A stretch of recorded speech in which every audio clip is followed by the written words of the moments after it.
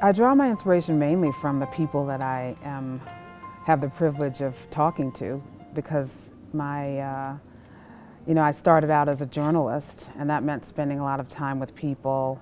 I'm really inspired by the work of anthropologists and ethnographers, because going out and immersing yourself in a world that you don't know and meeting people who you otherwise would never get a chance to know is what inspires me.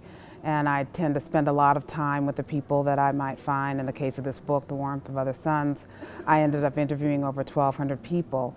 And so hearing their stories and being able to sit at the knee of people who are willing to open up their lives to me and to tell me about all that they've been through is a gift. And I find myself inspired by them and what they've been through.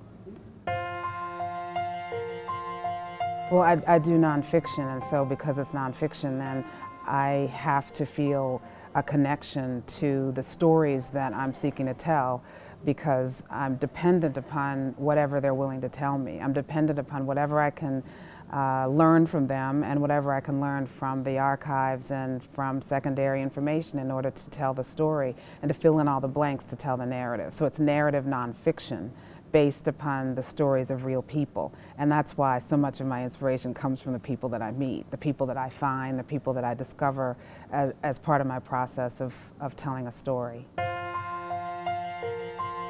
It's hard to talk about the writing without talking about the research, because it's nonfiction. So I have nothing to write unless I have people whose stories to tell.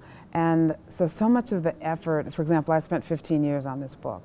And so the vast majority of that time was spent in auditioning people for the role of protagonists in my book, and then spending time with them as an ethnographer would spend time in the field to get to know them and to hear their stories and to understand their lives over the course of many, many years that they lived. And then going to the archives and doing the additional research to tell the history. And so the vast majority of those 15 years was spent on that. And then if all of that goes well, if I'm able to uncover all the things that I need to know from a factual basis, then and only then can I begin the writing. So the writing, if it's done right, then the writing almost goes on its own. And I tend to write anytime that the spirit comes to me, but I tend to, when I'm in the throes of deadline, I've learned that I need to write whenever I can. So when I'm in the writing phase, I'm writing for hours upon hours upon hours, as long as things are working for me. I can write in the morning, I can write in the evening. As long as it's going well, I don't want to get up. I want to keep it going, because while the inspiration is there, you want to make the most of it.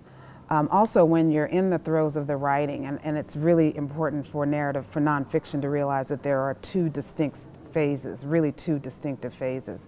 But when you're in the writing process, you're having to go through a lot of your notes, you're having to go through a lot of the research, and so there's a back and forth of combing all that you have, your material, and then going back and then doing the writing. So it's a multi-layered process. It's very deep and peeling back the layers of the material that you have. And because it's nonfiction, you can't go off and do what you might imagine yourself to do otherwise. You have to cleave to the material that you have. When it comes to literature, I'm inspired by José Saramago. Is just one of my absolute favorites. He was a Nobel laureate who is Portuguese, and I so admire his connection to an understanding of human frailties. And I just so identify with that, the idea that human beings across time and across cultures and across nationalities are really all very much the same. And so it's lovely to be able to make that connection with someone from a different culture. Obviously in our country, I'm inspired by Toni Morrison. I'm inspired by Eudora Welty, who spent a lot of time understanding class and caste in the South. And then for this particular book, I was really inspired by The Grapes of Wrath, which is in some ways a direct ancestor of the type of work that I was trying to do with The Warmth of Other Suns. Because I'm so immersed in this book that I'm doing, the Grapes of Wrath has such resonance for me, partly because John Steinbeck was a journalist as I began my writing career as well, and because he spent so much time doing the research, and in order to be able to tell these stories, the story in Grapes of Wrath of the Joad family as they're making their way across the desert, the fact that he created the structure of interchapters that was also an inspiration for me as a way to be able to tell the larger story and then to come back to the intimate lives of the people that you're writing about. So that was tremendously influential as I was attempting to finish this book and imagine this book, I should say. One of the books that I came across in my research would be one that I wish every American could read. You know, our country is at a point where we are facing a lot of changes in terms of our demographics, in terms of our sense of identity. And there was a book which was not literary, but was a fact-based report, believe it or not, 600 pages, written by a committee of people in Chicago. And it's the Race Commission in Chicago, 1922.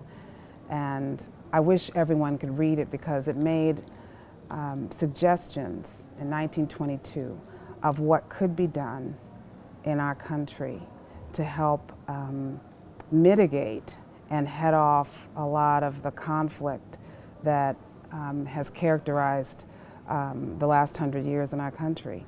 And had those warnings been heeded, we might be much farther along as a country in recognizing our mutual commonalities. And that's the book that I would recommend.